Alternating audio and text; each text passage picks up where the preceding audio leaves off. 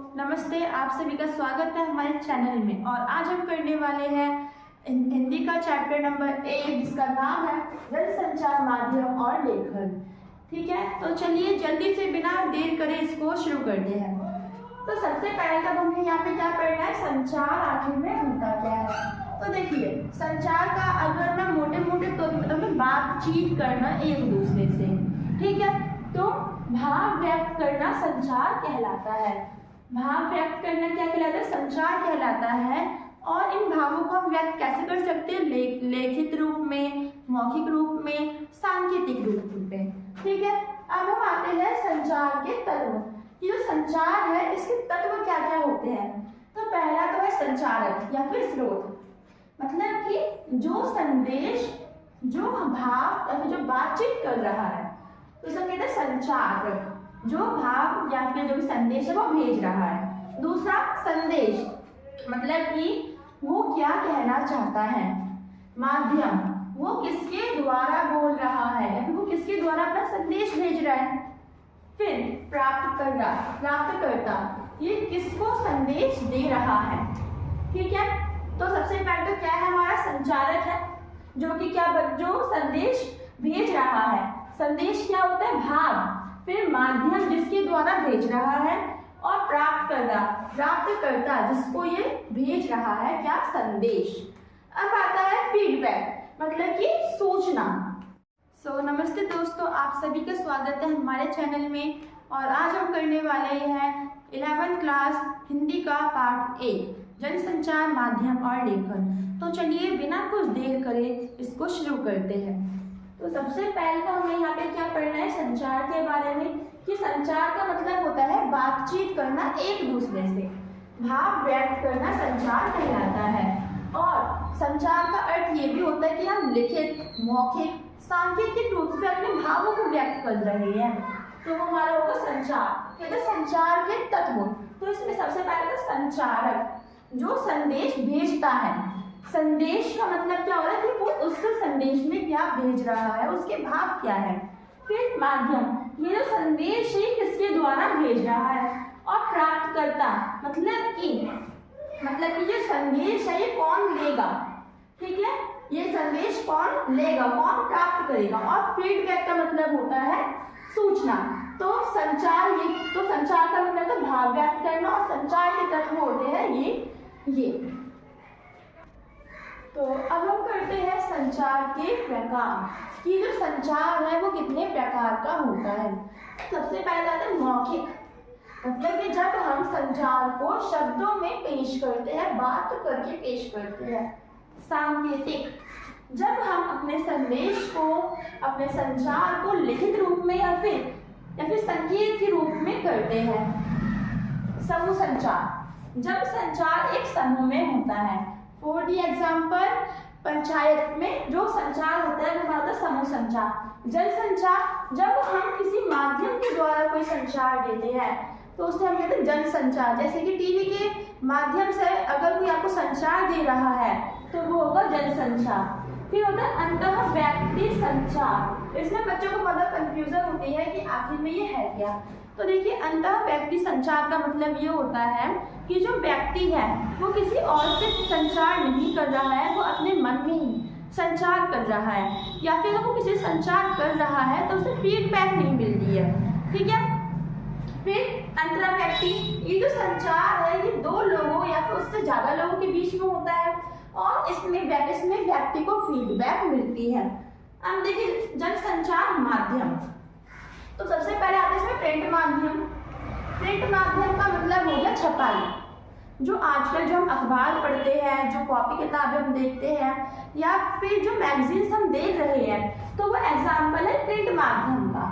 फिर आता है दृश्य श्रव्य माध्यम, मतलब कि ऐसा माध्यम जिसमें जो हमें बातचीत मिल रही है, जो संदेश मिल रहा है, हम उसको देख भी सकते हैं और सुन भी सकते हैं। तो ऐसा क्या है, ऐसा है टीवी और इंटरनेट। फिर आता है श्रव्य माध्यम, मतलब कि ऐसा माध्यम जिसको हम बस सुन सकते हैं, जैसे कि हमारा रेडियो।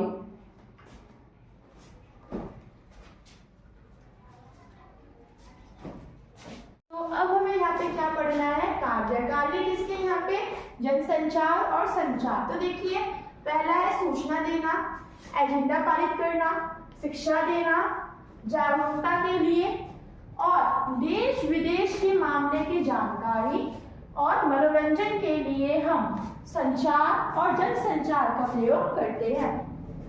अब हम आते हैं अपने द्वारपाल की। ये जो द्वारपाल है ये आखिर में होता कौन है, इससे क्वेश्चंस भी आते हैं। तो देखिए, जो द्वारपाल है हम कहते हैं संपादक, ठीक है। अब जो संपादक है वो द्वारपाल क्यों है, क्योंकि अखबार में छपने वाली जितनी भी चीजें हैं तो उस पर निगरानी रखने का जो कार्य है वो संपादक का ही होता है। तो इसलिए जो संपादक है वो कौन होता है, द्वारपाल। अब हम आते हैं पत्रिका पर। तो सबसे पहले तो जो पत्रिका है वो प्रिंट माध्यम है, ठीक है। अब इसकी सबसे पहले शुरुआत है वो 400 साल पहले 1780 में ऑगस्टस हिक्की ने की थी, और इसने कलकत्ता में की थी ये शुरुआत। और इसने सबसे पहला जो पत्रकारिता है वो इसने निकाला था बंगाल गजट। उसके बाद पहली हिंदी पत्रिका जो कि 1826 में निकली थी वो उदंत मार्तंड निकली थी, जो कि जुगल किशोर द्वारा निकाली गई। तो अब हम करने वाले हैं रेडियो, टेलीविजन और सिनेमा, इन तीनों के बारे में जानते हैं। तो देखिए, सबसे पहले जो रेडियो है वो श्रव्य माध्यम है, इसको हम बस सुनकर नॉलेज ले सकते हैं। और इसकी शुरुआत है ये 1895 में जी मार्कोनी द्वारा की गई थी। और इंडिया में सबसे पहला जो रेडियो है वो टाइम्स ऑफ इंडिया, इसकी शुरुआत 1921 में हुई। अब अगर देखिए टेलीविजन, तो देखिए जो टेलीविजन है इसकी शुरुआत 1927 में हुई थी और बेल टेलीफोन लैबोरेटरीज में की गई थी। अब भारत में जो ये जो टेलीविजन है ये 15 सितंबर 1959 को आई थी। अब देखिए सिनेमा जो है तो सबसे पहले तो जो शुरुआत है ये थॉमस अल्वा एडिसन ने की थी। और यहाँ पे सबसे पहली जो मूवी है, जो सबसे पहला जो सिनेमा है वो फ्रांस में बना था, नाम दी अराइवल टू ट्रेन, ठीक है। उसके बाद अब ये जो सिनेमा है इसकी भारत में शुरुआत जो हुई थी सबसे पहले बनी थी यहाँ पे मूक फिल्म राजा हरिश्चंद्र, जो कि 1913 में बनी थी। और सबसे पहले जो बोलती जो फिल्म है जिसका नाम था आलमारा, ये बनी थी हमारे 1931 में, ठीक है।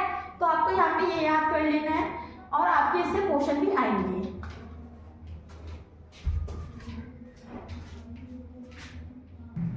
अब हम करते हैं इंटरनेट का प्रभाव। अब ये जो इंटरनेट है ये जनसंचार का माध्यम है, ठीक है। कैसा माध्यम है, श्रव्य और दृश्य दोनों माध्यम है। और हम इसमें पढ़ भी सकते हैं, इसमें तीनों की तीनों क्वालिटीज पाई जाती है।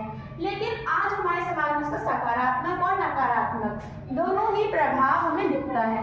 अगर हम बात करें कि इसका सकारात्मक प्रभाव क्या है, तो संचार करने में हमारी हेल्प करता है, ज्ञान विज्ञान के बारे में जानने में हमारी हेल्प करता है, बाजार भाव के बारे में भी जानने में हमारी हेल्प करता है।